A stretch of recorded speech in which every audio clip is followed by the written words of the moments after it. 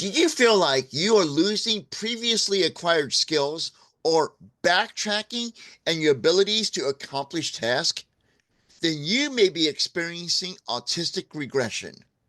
Autistic regression is not just for children. It can happen to any adult on the spectrum.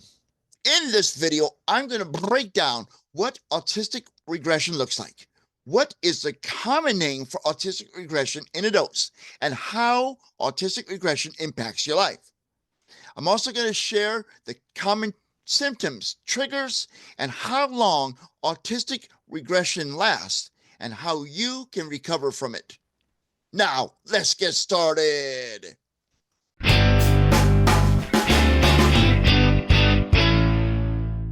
Hey, Define Yourselfers, I am Chris Mitchell, aka The Confident Autistic, from theconfidentautistic.com.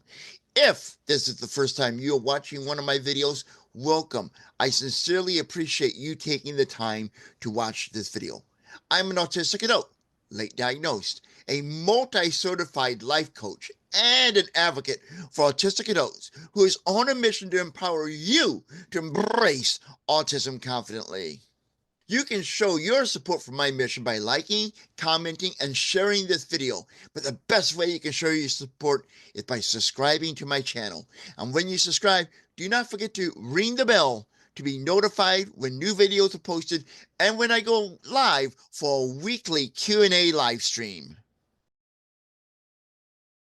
Autistic regression in adults refers to a significant loss of previously acquired skills or a backtrack in developmental milestones. Autistic regression can impact areas like communication, social interactions, or daily functioning. Autistic regression is often triggered by extreme stress or exhaustion and is frequently described as autistic burnout, which happens to be the preferred term in the autistic adult community, as autistic burnout emphasizes the role of chronic stress and mental fatigue plays or impacts everyday life of autistic adults. Essentially, autistic regression means a decline in functioning due to overwhelming sensory input or social demand. Chronic stress from trying to appear normal often can trigger autistic regression. Now, this, when we're trying to appear normal, is known in the autistic community as masking. Many autistics strive to mask, which is trying to act as if we were allistics, those are people who are not autistics, to fit in with society and with our peers. Sudden changes in routines are another contributing factor to autistic regression. As autistics, many of us crave routines. I know I do, as routines provide us with the predictability that many of us crave. When our routines are suddenly changed on us, it is hard for us to adapt. Sometimes it seems impossible, which can lead to autistic regression.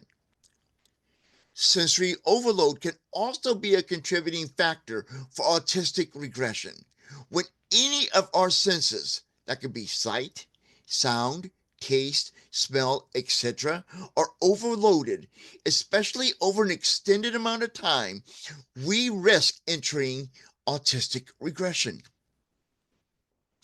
If you're not receiving adequate support in your life, now that could be professional support, it could be connections with other people, family members, friends, accepting and understanding that you're on the spectrum and that you do need to have reasonable accommodations.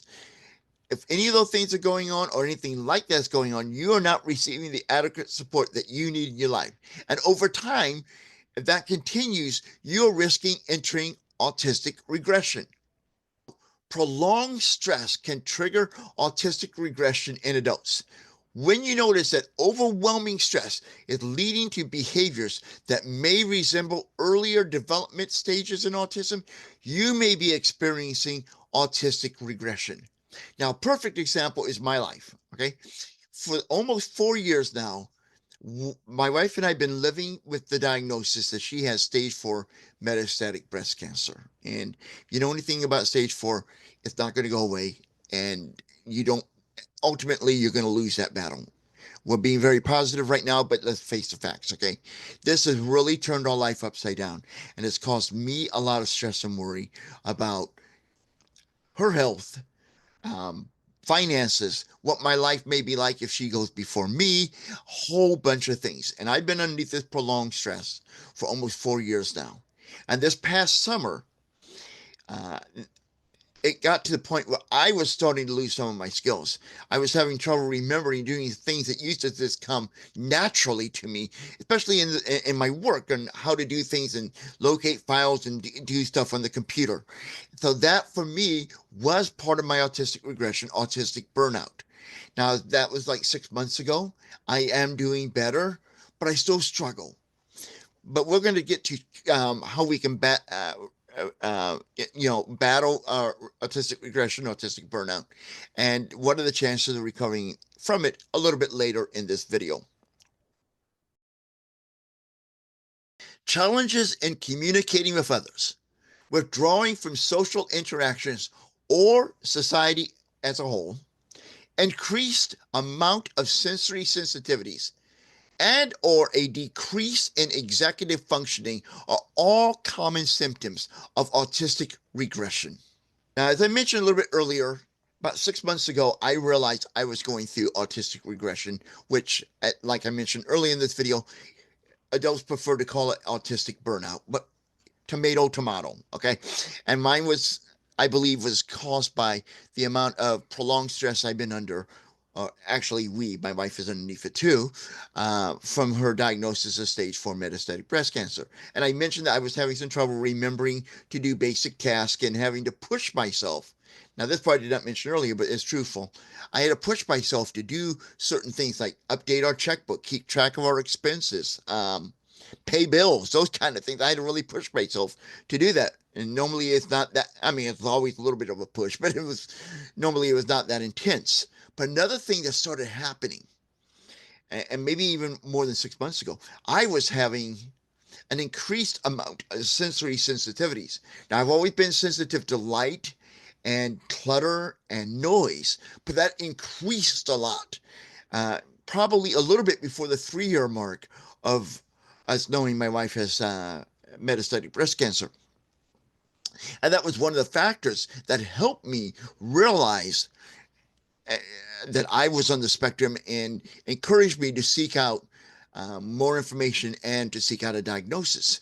So I'm just sharing that with you so you can see an example of what it may look like as you're going through autistic regression, aka autistic burnout. Impact your life.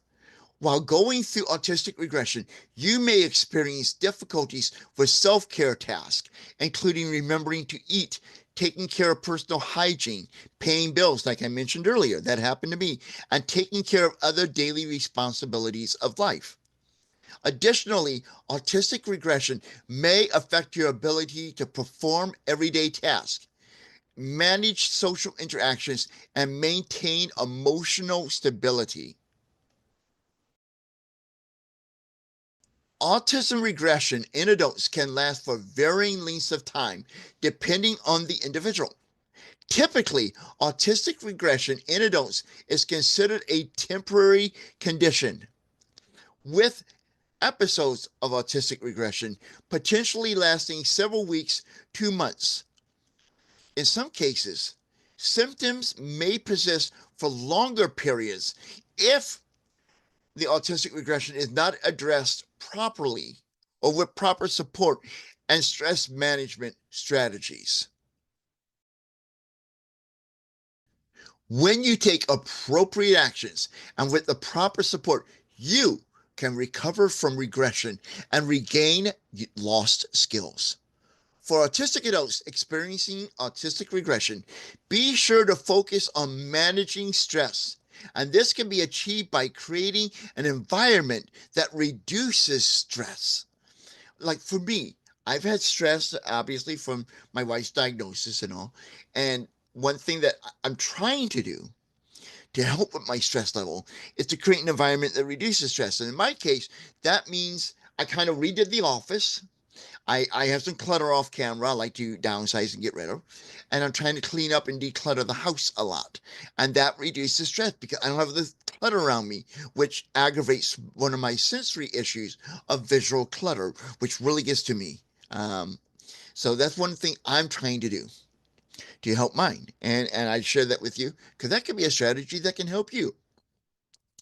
And speaking of that type of strategy, we kind of segues into this portion of the presentation today, and that's address sensory needs with sensory tools such as noise canceling headphones or fidget toys, because those may help you recover from autistic regression. Now, for me, I got myself some blue headphones that kind of noise canceling, but the Bluetooth. So when I go out in public, because noise is really a stressor for me now, I think it's two reasons: because of the stress I'm under with my wife's health, and two, not going out in public that much since COVID, because we've been hunkering down to for my health because I have some other health concerns, and for her health because we don't want to catch anything that I could pass on to her. So going out in public with a lot of noise is very hard on me, and it, for those factors, probably others as well. But noise has always been a problem because when I was younger, whenever I went places, I always had a Walkman on with earbuds on. Now, this is back in the day when Walkmans came out, where they did not have those warnings about how loud the music can be. Well, I'm paying for it now because now I have a little ringing in my ears. But I think it was worth it to listen to that cool 80s music. I still do. So, anyway, so that's one of the way I manage it as sensory needs, addressing my sensory needs. I have these Bluetooth blue headphones that I wear when I go out in public, and it blocks that noise, and I play music that helps me relax. Like I mentioned, I play 80s music. I like novelty music like Weird Al Yankovic. And there are times I will play my sensory relaxing playlists that I have on my Alexa. And the playlist I have of sensory relaxing music that I found on Spotify. And a link to that playlist is in the video description. And just look for the section marked mentioned links, and you will find it there. Also, be sure to identify triggers that are causing or adding to autistic regression, along with adjusting your routines and prioritizing rest to recover from regression. One thing that you need to do, and it can be a little bit challenging, but it's also kind of, well, fun may not be the right word, but it's also benefiting to you. It's as you go through the regression, you're regressing and all, and you want to ask yourself, what is causing this? And, don't just look for people to blame or exterior circumstances to blame. Also look at what did you put yourself into that triggered this that you could avoid putting yourself into. Let's say my example, my autistic regression has it could be contributed to two things. One, my wife's cancer diagnosis. Now that's no one's fault. Okay, that life happens. Okay, I can't do anything about that. But if I'm irritating or escalating my autistic regression by going into loud, noisy environments or the TV being too loud at times, I can change that. I can wear those noise canceling headphones that I mentioned earlier. I can play on one of my fidget toys, which is right. My favorite is my needle ball or this stress bus, foam stress bus my wife got me for Christmas. Those kind of things can help. And I could just avoid going into noisy situations when I can, or ask my wife to turn down the TV. I later have control of the TV because it helps distract her from her pain. So those are things I can do. I've identified the trigger and I'm doing something to adjust that so I can help manage and recover from my autistic regression, that is. Make time to engage in calming activities and your special interests. And calming activities could be, as I mentioned earlier, listening to relaxing music, could be meditation, could be deep breathing exercises, could be yoga, whatever it is for you that calms. Maybe for some people, it's taking a walk in nature. For me, one of the things that calms me is watching videos of a city lit up at night, or buses traveling around in a big city. I love buses. I love cities. Those are things that I love. They calm me down. Or engaging in your special interests. Currently, one of my special interests is learning. I know it sounds weird. Okay, I'm gonna be honest with you, and and and I have no desire to move there. I'm not, being converted over or anything.